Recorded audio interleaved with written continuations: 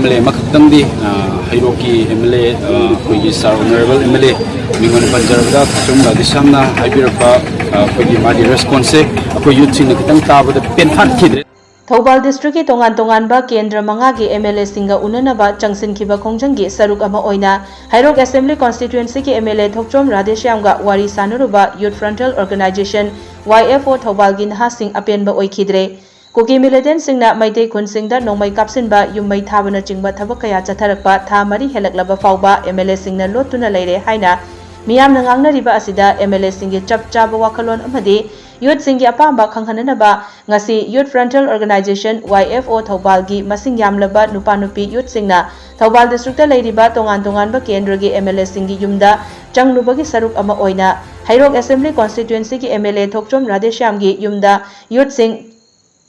Changki MLA Masa Delinda Laikibana telephone ki kuthangda wari sanaki telephone ki kuthangda MLA ga wari sanaba aduda youth singi apama fongdokpa amade MLA gi firepsu thambina ba haijaki MLA Thokchom Radheshyam gi wafam sing taraba matungda youth singi maikaidagi yaningda ba fongdokpa ga loinana MLA singda miyam gi thasaba thamlaga lakpani aikoina ngakpa ngamdaba leibakse village volunteer mayam ama thokpiraklaga ngakpiri Masida lamdam asibu kannaba kun ngakliba sing shokhaloi ahing kaya tumba chaba khangdana lamjau sorok ta ngakliba ima ibel sing ngak senbiyu lan asi atuba matamda loishinbiyu haibani aduga MLA na aigi kendra karimata taude aigi kendra ngakli nasana sagi kendra gi MLA da hayu haiba adudi sir MLA gumba amadagi hairakani khalude sir bu yamna respect tauzabani haiki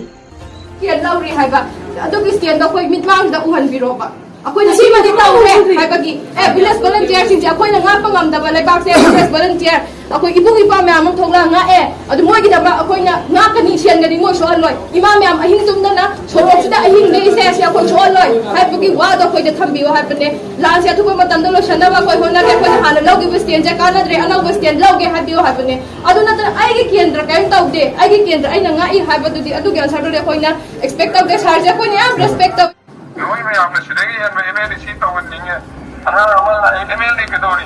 Lupini mo chong chore MLA kadori. Adi puro mal MLA kadori among na kokomi mo puro MLA kadori ay ba. Adi among na